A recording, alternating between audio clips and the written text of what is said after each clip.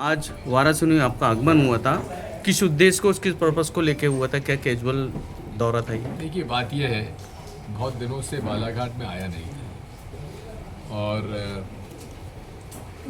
बालाघाट से मेरे आत्मीय संबंध रहे लोगों के साथ, तो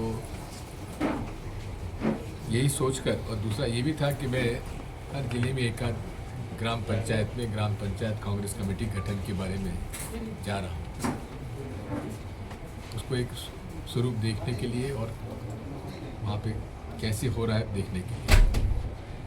इसी के साथ साथ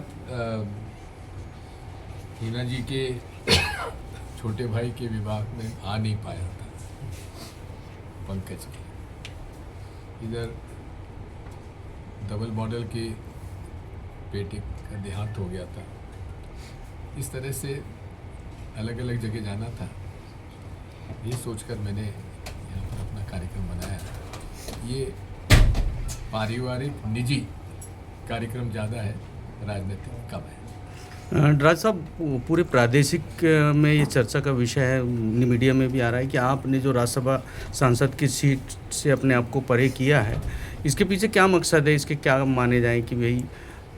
इसके मायने एक ही है कि नए लोगों को मौका मिलना चाहिए।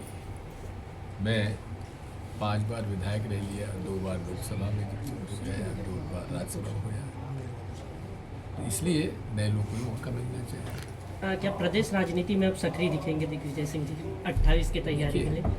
ऐसा है कि जहाँ जहाँ पार्टी कहेगी वहाँ मैं काम करूँगा। एक प्रश्न है, आप काफ़ी वरिष्ठ रहे हैं, आप मान रहे हैं कि 2023 में जो सबसे बड़ा कारण रहा वो लाडली लक्ष्मी बहना रहा। लाडली लक्ष्मी बहना एक चुनौती मानते हैं अब 28 में, क्योंकि 3000 अगर सरकार करेगी तो कांग्रेस के लिए एक बड़ा वो बात ये है कि ये एक हाथ से जेब से पैसा निकाल रहे हैं, दूसरे से डाल रहे हैं। बिजली की दरें बताइए कितनी हो गई हैं, कितना बिजली का बिल आपके घर में कितना आता है?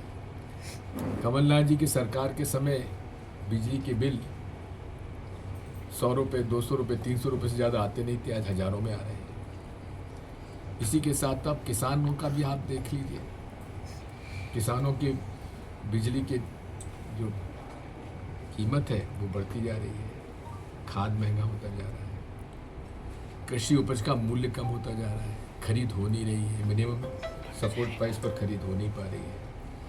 तो ये केवल एक प्रचार तंत्र है इनका, और ये डायरेक्ट बेनिफिट जो डालते हैं खाते में, वो अपने आप में योजना तो कांग्रेस पार्टी की थी जिससे लागू हम लोग नहीं कर पाए। राज साहब, ये उसका नुकसान था 23 में, आप मानते हैं? नुकसान कुछ राज साहब, सरकार जिस कारण से गई, कमलनाथ जी की सरकार 15 महीने तक चली, बहुत अच्छे से चल रही थी, लेकिन कारण सब जानते हैं। क्या भविष्य में भी इस ऐसी स्थिति का सामना ना करना पड़े? कांग्रेस इसके लिए कोई रणनीति तैयार कर रही है? देखिए, किसको मालूम था कि सिंधिया जी जैसे वरिष्ठ कांग्रेस के नेता, जिनको की पार्टी में सब कुछ मिला, वो पार्टी छोड़ के चले जाएंगे, साथ में विधायकों को भी ले जाएंगे।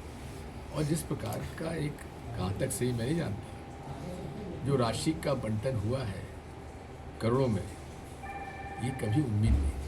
भविष्य एपिस्टीम फाइल के बारे में क्या बोलेंगे आप?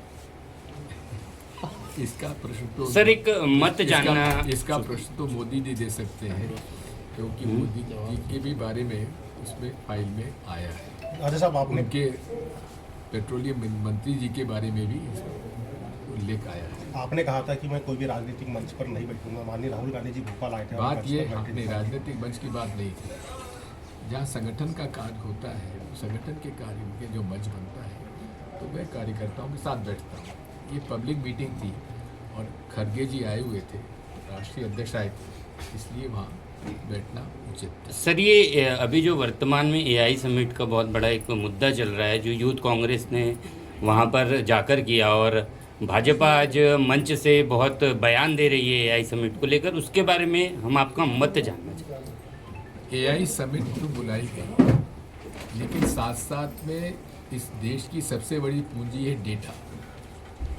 सबसे ज़्यादा डेटा यदि किसी देश के पास है तो भारत के पास है, क्योंकि वो जनसंख्या पर निर्भर करता है। वो डेटा आपने अमेरिका को भेज दिया। आज श्रीमान आपके खाते में कितना पैसा है, कौन से बैंक में आपका खाता है, आधार कार्ड आपका है, ये सारी जानकारी आज अमेरिका के पास जा चुकी है। तो क्या इसमें हम लोग क्या करें? आंदोलन प्रदर्शन नहीं करेंगे? पर कहा जाता है वो सही जगह नहीं थी आंदोलन करने के लिए। इसमें कोई आंदोलन करने की कोई जगह निर्धारित है क्या? अच्छा, आपका मत ये कहता है? सब एक क्वेश्चन बस, मुफ्त की रेवड़ी का क्या प्रॉब्लम कांग्रेस के पास अभी की स्थिति में? मुफ्त की जो रेवड़ी की बात यह है, मुफ्त की रेवड़ी मत कहिए। जहाँ आवश्यकता होती है वहाँ गरीब के हित में देना चाहिए। ये मुफ्त की रेवड़ी नहीं है। आखिर हमारे संविधान में भी है कि गरीब और अमीर की खाई बांटना आवश्यक है। आज गरीब और अमीर की खाई, बीच की खाई बढ़ती जा रही है। अमीर अमीर हो रहा है, गरीब गरीब हो रहा है। 200 परिवार ऐसे हैं देश में जिनके पास 40% संपत्ति इस देश की आज उनके पास है। ऐसे हालात में आवश्यकता इस बात की है कि ये वो लोग जो कि वाकई गरीब हैं उनको किस प्रकार से हम लोग आगे लाएं, शिक्षित करें, रोजगार उनको दें। ये हमारा प्रयास सरकार की तरफ से होना ही चाहिए। डॉक्टर साहब, आखिरी प्रश्न है। वकील एक अभी पूर्व के दिनों में एक वकील की गोली मारकर हत्या कर दी थी शिवपुरी में।